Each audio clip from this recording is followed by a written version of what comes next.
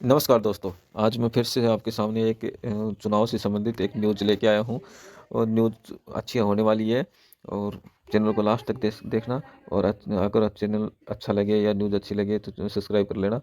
फर्जी न्यूज़ नहीं है, मैं ऑथेंटिक न्यूज़ और साथ में सबूत के साथ में कोई न्यूज़ लेके आता हूँ।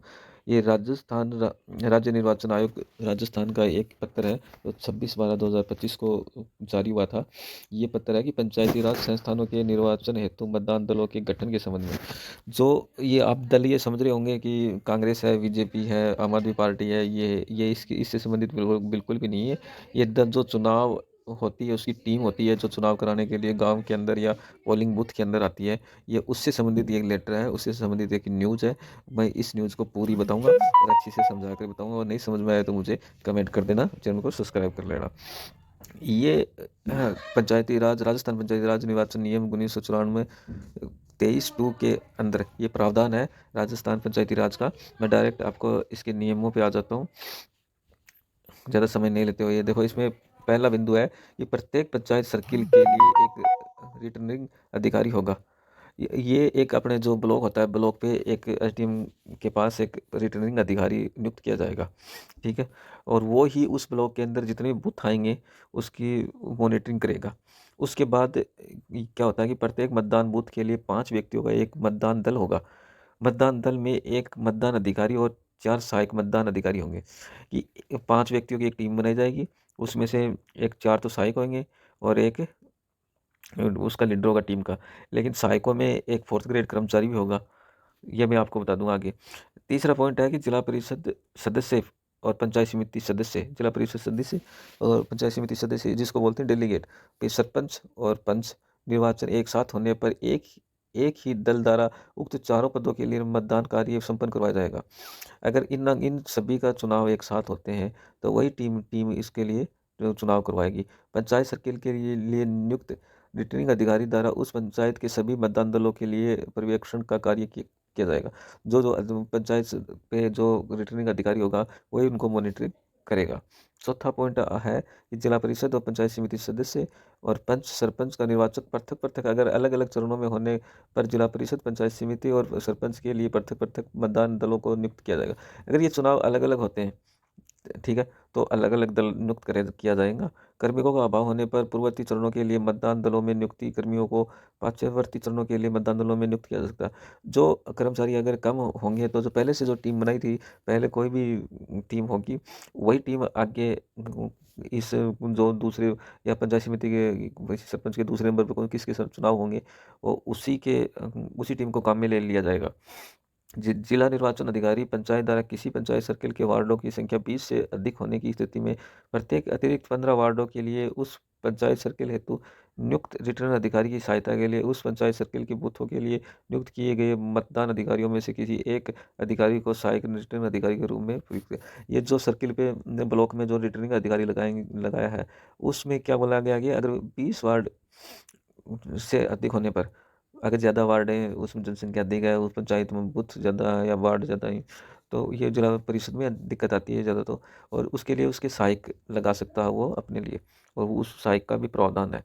रिटर्निंग अधिकारी के अपरिहार्य रूप से उनके मूल्य कर्तव्यों के निर्वहन से निर्वाहित हो जाने की दशा में उस पंचायत वर्ग के लिए नियुक्त किए गए मतदान अधिकारियों में से किसी एक अधिकारी के रिटर्निंग अधिकारी के रूप में कार्य करने के लिए जिला निर्वाचन अधिकारी प्राधिकार कर सकेगा। अगर उसको कोई भी प्रॉब्लम हो गई, कुछ भी हो गई, कोई दिक्कत आ गई, तो उनमें से जो चुना हुआ है, जो जो टीम है, उनमें से एक को कार्यभार दे दिया जाएगा।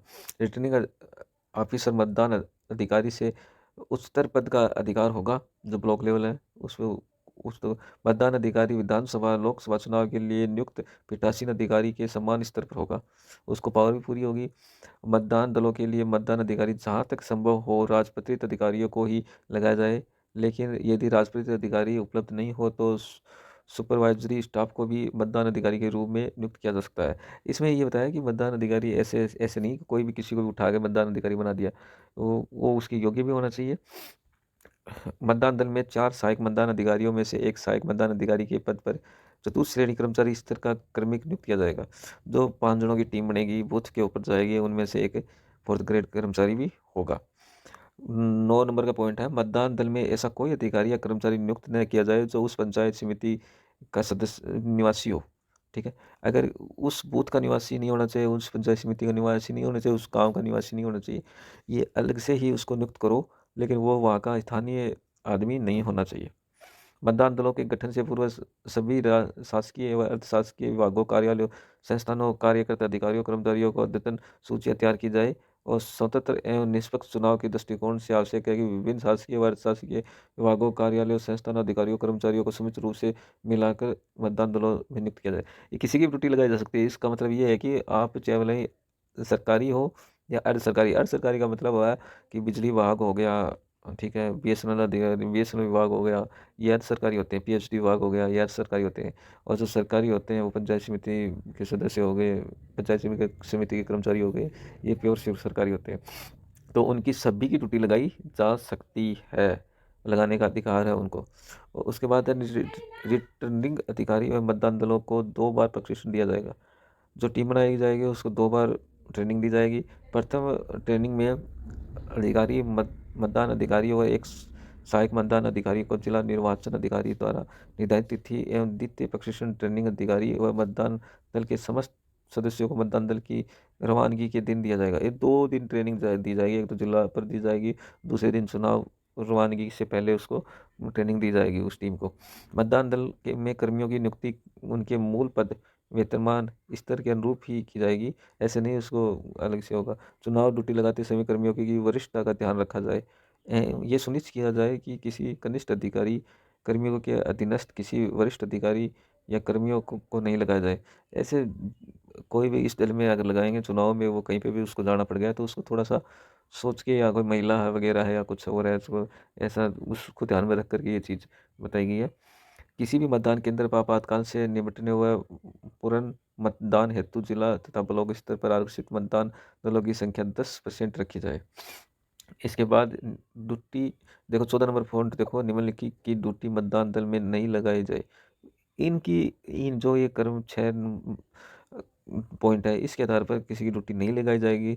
देख लो ये पॉइंट कौन सा है। केंद्र सरकार उनके अधीनस्थ संस्थाओं के कार्मिक, केंद्र सरकार का जो उपक्रम है या श्रमिक है, उनकी ड्यूटी नहीं लगाई जाएगी।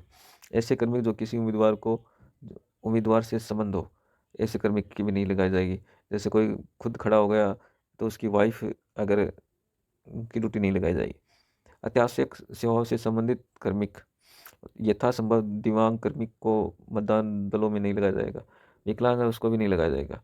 और यथासंभव महिला कर्मी को मतदान दलों में नहीं लगाया जाएगा। लेकिन इसके पीछे लगा हुआ है यथासंभव।